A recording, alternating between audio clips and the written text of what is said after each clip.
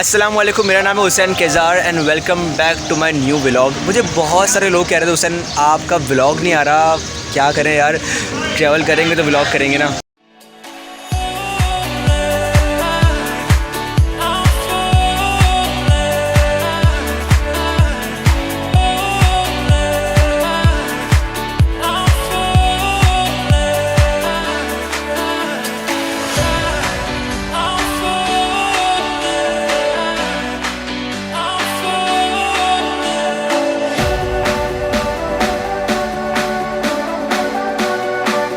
अस्सलामुअलैकुम, मेरा नाम है हुसैन केज़ार and welcome back to my new vlog.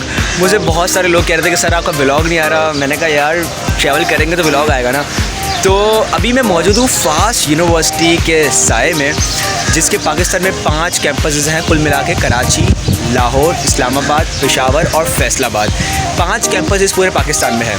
लेकिन इससे पहले कि मैं फ़ास्ट के बारे में कुछ और मज़ीद बात करूं, तो मैं आपको बताना चाहता हूं कि पाकिस्तान में कुल मिला के 132 यूनिवर्सिटीज़ हैं और कराची में 29 मीन्स 29 यूनिवर्सिटीज़ हैं।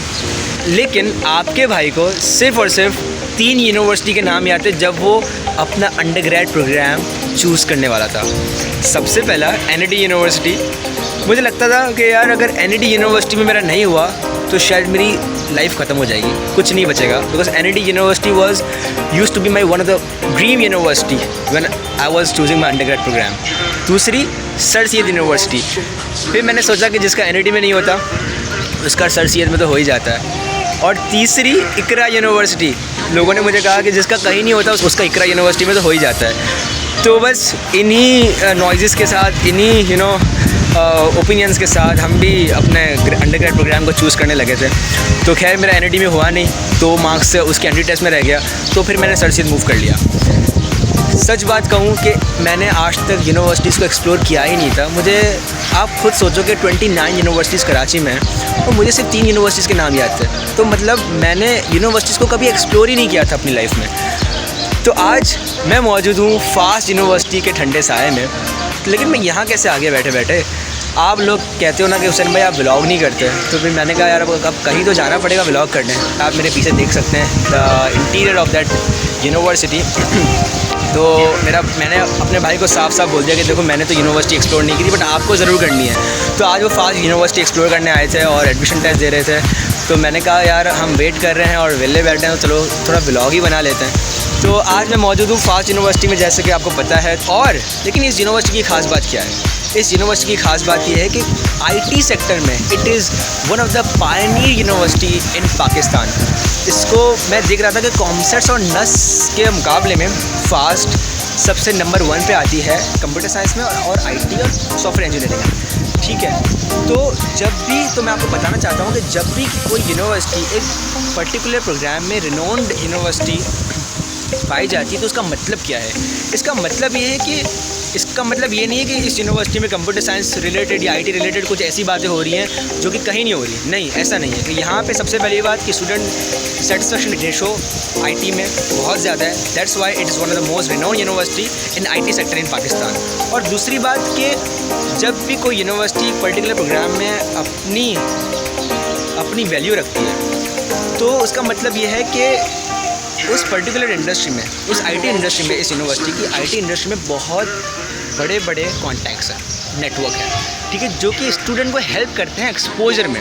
तो अगर मैं यूनिवर्सिटी आया और मुझे एक्सपोजर ही नहीं मिला तो क्या फ़ायदा? मैंने 4 या 5 साल जो अपनी डिग्री पे गुजारे हैं, उसका फ़ायदा क्या? Exposure is one of the most valuable asset you can gain from that university. तो इसी के साथ साथ जब भी आप अपनी कोई यूनिवर्सिटी सेलेक्ट कर रहे हो तो एक्सपोजर को सबसे फर्स्ट प्रायोरिटी देनी है, ठीक है। लेकिन इससे भी पहले एक चीज़ और देखनी है कि हमेशा एक चीज़ देखनी है कि जब भी आप अपनी यूनिवर्सिटी को सेलेक्ट कर रहे हो क्या वो हायर एजुकेशन कमीशन बोर्ड से ऑथराइज्ड है या नहीं है। इसका मतलब ये है कि HEC एक पाकिस्तान की वो गवर्निंग बॉडी है जो कि पाकिस्तान की यूनिवर्सिटी को ऑथराइज़ करती है। तो जब भी आप अब किसी भी यूनिवर्सिटी में अप्लाई कर रहे हो तो सबसे पहले ये देखो कि सबसे पहले HEC की वेबसाइट पे देखोगे कि क्या वो यूनिवर्सिटी HEC की वेबसाइट पे लिस्ट है कि नहीं है। तीसरी चीज़, कभी भी किसी यूनिवर्सिटी में दाखिला लेना है तो सबसे पहले उसका प्रोस्पेक्टस चेक करना है ठीक है, ये सबसे बड़ी गलती थी जो कि मुझे यूनिवर्सिटी से प्रोस्पेक्टस मिलते थे, लेकिन मैंने आज तक नहीं पढ़े, वो ऐसे के ऐसे पढ़े।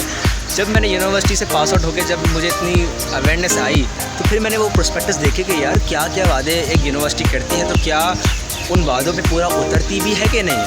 तो आप डिफ्रेंशिएट कर पाते हो, आप कंपेयर कर पाते हो जब आप प्रोस्पेक्टस पहले पढ़ लेते हो, और फिर आप कल को इस कहीं भी स्टैंड जब आप लेते हो तो आपको पता होता है कि मेरी यूनिवर्सिटी ने ये कुछ बातें प्रोस्पेक्टस में लिखी हैं और उनकी one of the most priority या वैल्यूज़ में कंसीडर होती है। तो आपको फिर पता होता है कि प्रोस्पेक्टस अगर आप रीड करते हो। चौथी चीज़, जब भी आप अपनी यूनिवर्सिटी को सिलेक्ट करो तो फैकल्टी को ज़रूर देखना है, कौन मुझे पढ़ाएगा, मैं कौन से कोर्सेज़ पढ़ूँगा। मैंने ये भी नहीं किया था, सबसे बड़ी गलती थी, लेकिन आप लोग मत कीजिएगा, ठीक है। फैकल्टी को देखना बहुत ज़्यादा इंपॉर्टेंट है कि कितनी एक्सपीरियंस फैकल्टी उस यूनिवर्सिटी में है, ठीक है। और कौन कौन से कोर्सेज़ मुझे थ्रू आउट द ईयर मुझे पढ़ाए जाएंगे उस मेरी पर्टिकुलर फील्ड में। तो अभी से आपको रिसर्च करनी है उस पर्टिकुलर कोर्स के रिलेटेड। आपको इंटरनेट पे आपको टीचर्स, आप यूनिवर्सिटी जाएं, आप विज़िट करें, आप फैकल्टी से मिलें। आप फैकल्टी से पहले ही मिलें, दाखिला लेने से पहले ही आप फैकल्टी से मिलें और उनसे समझें मुझे इस पर्टिकुलर प्रोग्राम में इन्वॉल्व करना है और मैंने आपको एज अ फैकल्टी मेम्बर देखा वहाँ पे, तो I wanted to learn from you कि यहाँ पे इस फील्ड में इस पर्टिकुलर कोर्स के रिलेटेड मुझे और जानना है, ताकि जब भी आप यूनिवर्सिटी में दाखिला लो तो आपके पास क्लैरिटी हो जो भी आप कोर्सेज पढ़ने वाले हो। और पांचवी और आखिरी चीज़ कि कभी भी किसी भी यूनिवर्सिटी पे डिपेंड नहीं रहना, ठीक है। कि आप लोग इस माइंडसेट से जाओ कि मैं अगर इस फलां यूनिवर्सिटी में जा रहा हूँ तो बस अब ये लोग जाने, मेरी पढ़ाई की ज़िम्मेदार ये लोग हैं, ठीक है, अब तो सिर्फ मुझे पढ़ना है। नहीं, आपको सिर्फ पढ़ना नहीं है, आपको बड़ा माइंडफुल रहना है। आप जब भी पूरे 4 साल पढ़ रहे हो और आपकी पढ़ाई को ओन करना है, ठीक है। ये रिस्पॉन्सिबिलिटी आपकी है। University will not take any responsibility कि आप पढ़ो या ना पढ़ो, ठीक है। एक अलग दुनिया है, एक अलग लाइफ है।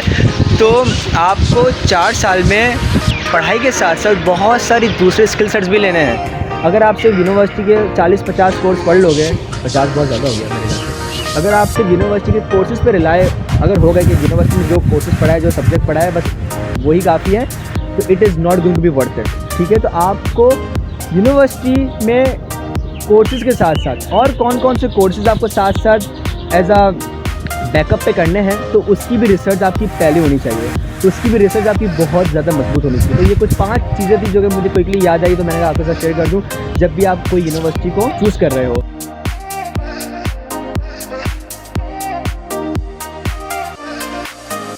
तो फाइनली अब मैंने यूनिवर्सिटी को एक्सप्लोर कर लिया है। It was a good experience. और सबसे अच्छी बात जो मुझे लगी कि एक तो आर्किटेक्चर, बहुत अच्छा आर्किटेक्चर बना हुआ है।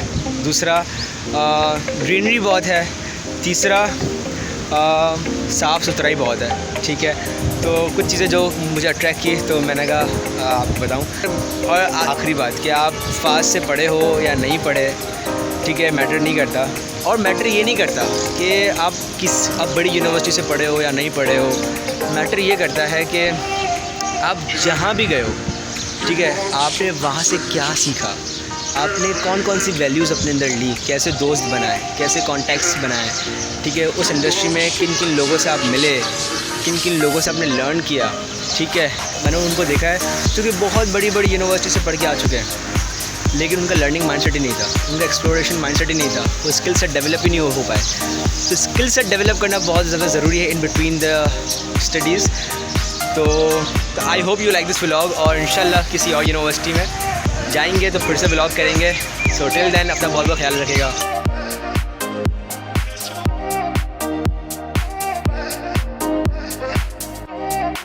मुझे तो बैकग्राउंड बड़ा पसंद आ रहा है, सोच रहा हूँ उसकी एक अच्छी सी फ़ोटो ले लूँ। चलो ले ली।